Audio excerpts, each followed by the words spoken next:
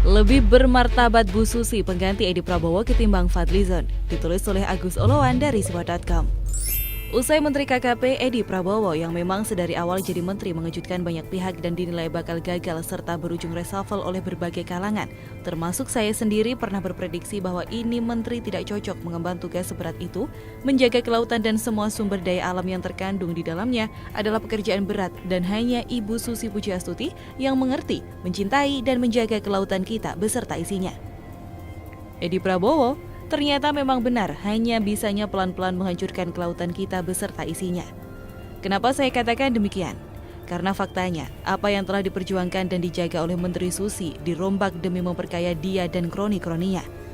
Adalah persoalan lobster yang akhirnya menyeret Menteri KKP, orang yang paling dekat dengan Prabowo Subianto ini ke Hotel Prodeo milik KPK usai tangkap tangan dugaan korupsi benih lobster atau benih benur.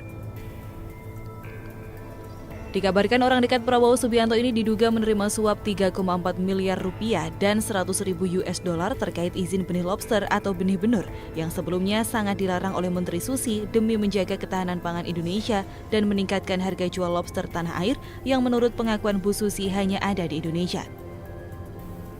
Lobster seperti kita ketahui bersama adalah barang langka, sumber daya alam Indonesia yang unik dan tidak semua orang bisa makan lobster seenaknya. Namun setelah keran ekspor bibit lobster dibuka, maka harganya bisa murah dan Vietnam atau Hong Kong yang membesarkan bibit-bibit lobster tanah air kembali menjualnya ke Indonesia dengan harga mahal. Kan otak udang namanya itu pemirsa. Itulah kerjaan Menteri KKP sekarang yang telah ditangkap tangan oleh KPK setelah menerima suap dari perusahaan-perusahaan baru yang tentunya berlomba-lomba mendapatkan izin menteri dalam upaya ekspor bibit lobster yang harganya super mahal itu dan bernilai very renewable. Artinya tidak akan pernah habis jikalau kita membudidayakan dan menjaganya demi anak cucu kita. Namun Menteri KKP membuka keran ekspor benih lobster yang tentunya oleh perusahaan-perusahaan berlomba mendapatkan tanda tangan dia agar bisa berlomba-lomba mengekspor dengan harga murah dari nelayan, dijual ke Vietnam atau Hong Kong dengan harga super mahal. Padahal ketika membuka keran itu, Edi Prabowo berjanji atau kroni-kroninya perusahaan-perusahaan keluarganya dan akan bersikap adil demi kesejahteraan para nelayan. Namun seperti itulah politikus, bicara atas nama kesejahteraan bersama. Maksudnya kesejahteraan segelintir orang dengan bertamengkan rakyat miskin dan nelayan. Edi Prabowo berhasil melegalkan ekspor benih benur atau lobster tersebut. Dia berkata selagi demi kesejahteraan bersama saya tidak peduli akan dihujat atau dikritik. Namun apa yang terjadi pemirsa?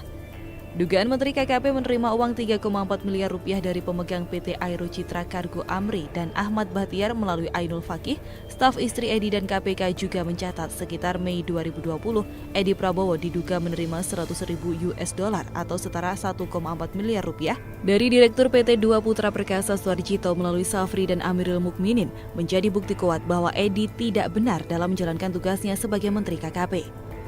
Visi dan misi dia tidak sejalan lagi dengan visi dan misi Presiden ketika pertama kali melantik Kabinet Indonesia Maju yang mengatakan jangan korupsi dan tidak ada visi misi menteri, yang ada visi dan misi Presiden dan Wakil Presiden. KPK juga menyebut Safri dan Andreu Misanta menerima sebesar 436 juta rupiah dari Ainul Fakih pada Agustus lalu. PT DPP atau PT Dua Putra Perkasa atas arahan Edi Prabowo melalui tim uji tuntas memperoleh penetapan kegiatan ekspor benih lobster dan telah melakukan sebanyak 10 kali pengiriman menggunakan perusahaan PT ACK atau PT Aero Citra Cargo. Selain Edi, KPK juga menetapkan tersangka staf khusus Menteri KKP Safri, staf istri Menteri KKP Ainul Fakih, pengurus PT Aero Citra Cargo Siswadi, dan Direktur PT Dua Putra Perkasa Suharjito. Dua tersangka lainnya yang belum ditahan yakni staf khusus Menteri KKP Andreu Pribadi Misanta dan seorang bernama Amirul Mukminin. Dari hasil OTT, KPK turut menyita kartu ATM atas nama Ainul Fakih. Rekening staf istri Edi itu diduga digunakan sebagai penampung dana dari pengusaha terkait perizinan ekspor benur atau lobster. Dan sebagian uang korupsi tersebut dipergunakan untuk belanja barang mewah oleh Edi Prabowo dan IRW atau istri Edi di Honolulu pada 21 sampai 23 November 2020 sekitar 750 juta rupiah. Di antaranya berupa jam tangan Rolex, tas Tumi, tas Louis Vuitton, dan baju Old Navy. Sungguh tidak asyik pemirsa. Sehabis menghambur-hamburkan uang korupsi di negeri Paman Sam, tiba di Bandara Soekarno-Hatta langsung keciduk dan dibawa ke KPK. Nah, setelah Menteri Edi Prabowo ditangkap KPK dan ditahan, siapakah penggantinya sebagai Menteri KKP yang baru? Jagat media sosial apalagi di Twitter terjadi trending polling siapakah menteri selanjutnya di KKP.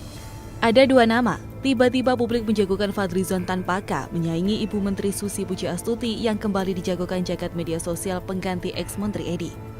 Kenapa pula si Fadlizon tanpa K yang taunya hanya mengkritik pemerintah dan jadi jubirnya FPI alias Rizik ini dijagokan jadi menteri?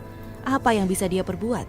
Yang biasanya duduk manis di DPR dan taunya hanya mencela-mencela, ngomong tanpa bibir bergetar, tidak pernah kita lihat berkunjung ke pantai, ke laut, dan hanya bisa buat puisi ikan buntal, ikan tongkol ini jadi menteri.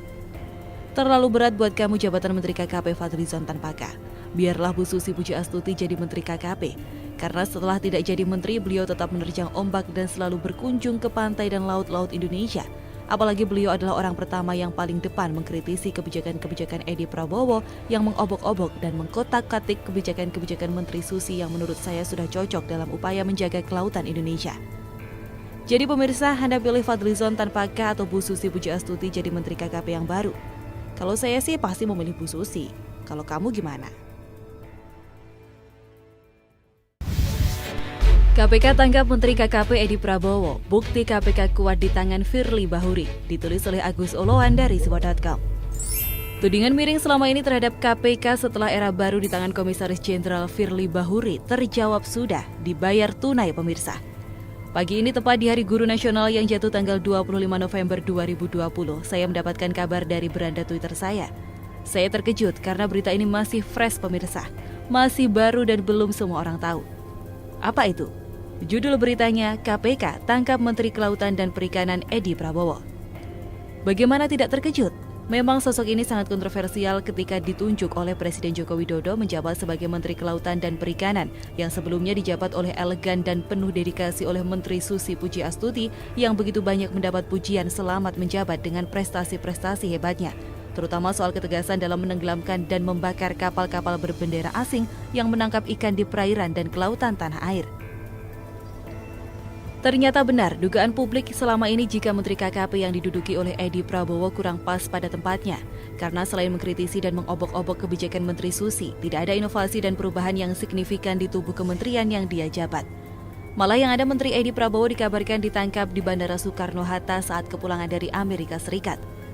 KPK memberikan konfirmasi menangkap Menteri Kelautan dan Perikanan Edi Prabowo dan beberapa orang lainnya pada Rabu dini hari sekitar pukul 1 pagi, namun KPK belum memberikan informasi detail alasan penangkapan Edi.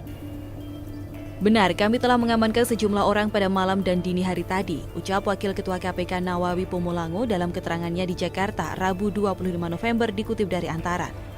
Wakil Ketua KPK lainnya Nurul Gufron juga membenarkan Menteri Edi telah ditangkap. Benar, kata Gufron. Berdasarkan informasi yang dikumpulkan, Edi ditangkap di Bandara Soekarno-Hatta setelah pulang perjalanan dari Amerika Serikat.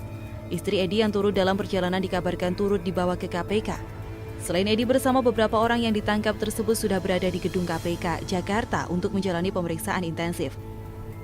Sesuai KUHP, KPK mempunyai waktu 1 kali 24 jam untuk menentukan status pihak-pihak yang ditangkap tersebut.